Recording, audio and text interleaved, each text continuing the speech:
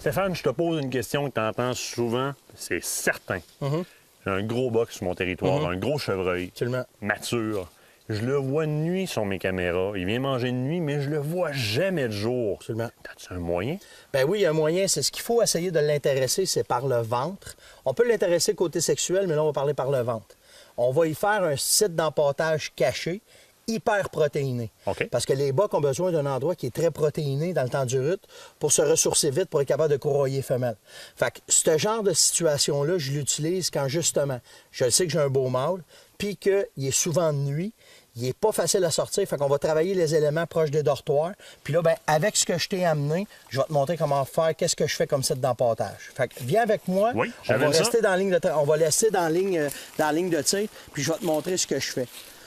Ce qui est important, là, Martin, là, c'est que quand tu arrives dans un... Tu sais, c'est comme un sentier qu'on a ici. Oui. Ça va être notre ligne de tir. Oui.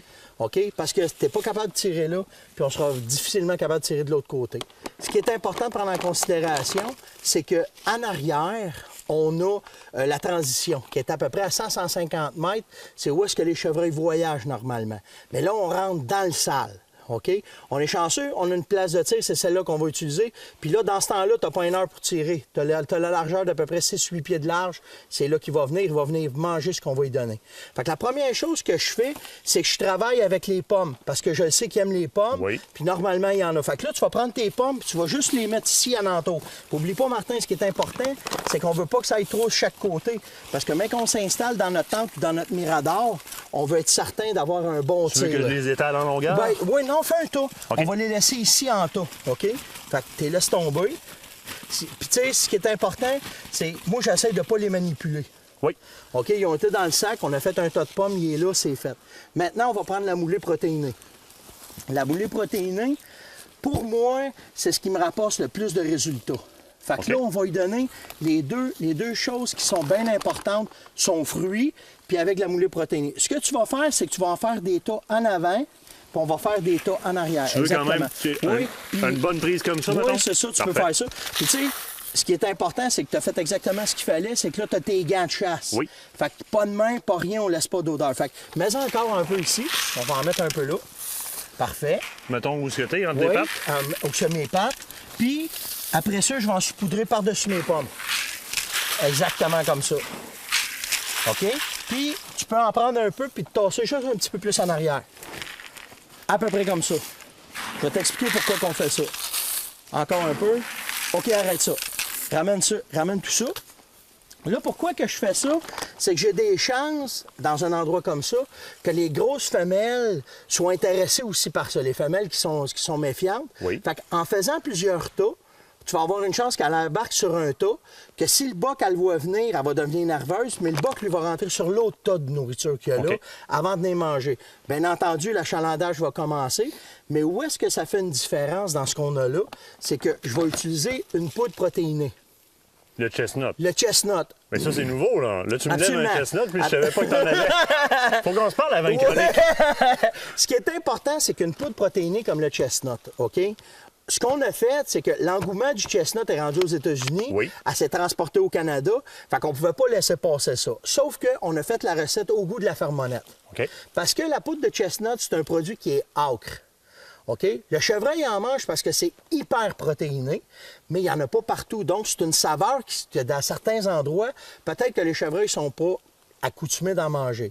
Les tests nous disent que les bocs raffolent du chestnut. OK. Fait que même si dans votre secteur, on a des glands, mettons, ou d'autres fruits que les arbres nous donnent, ce genre de poudre-là va faire que ça va intéresser nos bocs, puis ils vont vouloir venir en manger. Fait que ce que je fais, puis regarde bien, quand je te dis que ça a été arrangé à la façon de la fermonnette, si tu sens-le comment est-ce que ça sent fort. Oh, on sait un chocolat chaud? Ça sent bon aussi. Ça sent très bon. Ça sent très bon. Fait que ce qu'on a fait, c'est qu'on a pris l'odeur du chestnut aussi, Oui. on l'a synthétisé, puis on l'a rajouté à la protéine que ça donne, le chestnut. Fait que là, il est plus odoriférant que n'importe quelle autre sorte de chestnut naturel. Puis là, ça va nous aider à aller chercher encore plus loin à cause de l'odeur, les chevreuils, comment est-ce que ça va faire. Comment est-ce que je l'utilise? Bien, simplement, vu que tu as fait ça, je vais en laisser tomber. Regarde, c'est comme une poudre. Oui. Je vais en laisser tomber là. Là, je vois que t'as quand même un côté volatile quand tu l'étends. Oui, là. aussi, Il y en a ben, qui part dans exactement, le vent, là. parce que, tu sais, c'est une noix. Cette noix-là, elle est broyée. Oui. Fait que c'est ce que ça fait. C'est une châtaigne. Là. Oui, c'est le vrai terme, c'est exactement. une châtaigne. C'est une châtaigne, c'est exactement. Puis là, je vais en faire des tas. Il va aller littéralement manger là-dedans. Ouais, il va le prendre puis il va le manger. Mais là, il n'y a pas juste de la poudre de châtaigne là-dedans. Là. T'as les écailles. Non, nous autres, on a rajouté la recette secrète du colonel. Ah ah. Parce que nous autres, il y a des affaires qu'on sait que la poudre de châtaigne n'est pas tout le temps parfaite. OK. Fait que nous autres, on l'a boosté, si tu veux. OK. OK, on y a mis un Power Energy dedans, si on peut se permettre le terme, pour que le produit soit encore plus attractif pour les chevreuils. Fait que là, ce que je fais, c'est que j'en ai un tas là. Je vais en faire un autre petit tas ici. Juste comme ça. OK? Puis là, je vais laisser aller ça. OK? Un tas, deux tas par-dessus mes pommes, C'est sur ma suffisant. moulée. C'est assez, on laisse Fait aller que ça. un sac de châtaigne comme ça, j'en ai assez pour faire quelques sites de pâtage. Ouais, moi, je te dirais, là, si tu Ou coupes pour ton- renouveler celui-là. Pour renouveler celui-là, mais je te dirais 3 bonnes shots, tu vas être bon avec ton sac.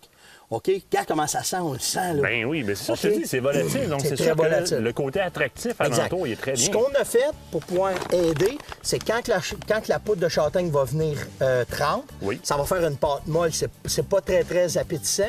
Mais aussitôt qu'elle gèle ou qu'elle sèche, bingo, ça va faire la job. Stéphane, chestnut, châtaigne, c'est disponible, on l'essaye. Hey, génial. Mais t'aurais pu me le dire avant que tu C'est correct.